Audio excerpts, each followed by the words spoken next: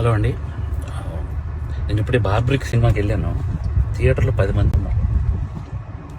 10 మంది దగ్గరికి వెళ్ళి నేను డైరెక్టర్ అని చెప్పకుండా ఒక్కొక్కరికి అడిగాను, భయ్య సినిమా ఎలా ఉందని. సినిమా చాలా బాగుంది అన్నారు. నిజం చెప్పండి భయ్య, నేను డైరెక్టర్ని అని అంటే, సార్ డైరెక్టరా మీరు అని హక్ చేసుకుని సినిమా చాలా బాగుంది సార్ అని అంటే నాకు కళ్ళలో నీళ్ళు ఆగలేదు. ఎందుకు మరి 10 మంది థియేటర్లో ఉన్నారు, 15 మంది థియేటర్లో ఉన్నారు, ఎందుకు నాకు అర్థం కాలేదు. అంటే ఏం చేస్తే వస్తారు? నేను ఇంత 2.5 ఏళ్ళు పిచ్చుకొక్కలా కష్టపడ్డాను. 2.5 ఏళ్ళు. మీకు ఒకటి చెప్పాలి, నేను నిన్న సాటర్డే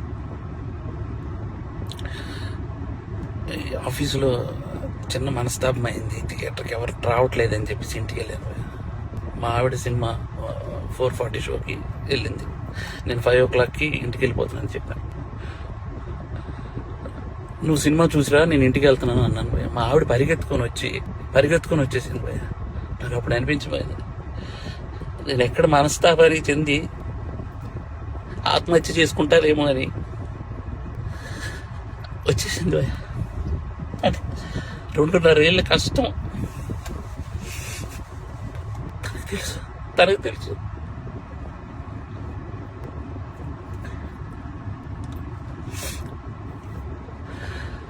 మలయాళం కంటెంట్లు, మంచి కంటెంట్లు చూస్తారు థియేటర్లో అని చెప్పి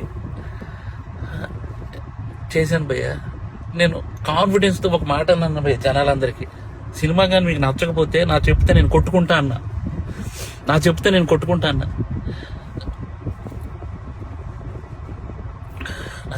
కొట్టుకుంటానంటే కూడా జనాలు రాలేదు భయ్య.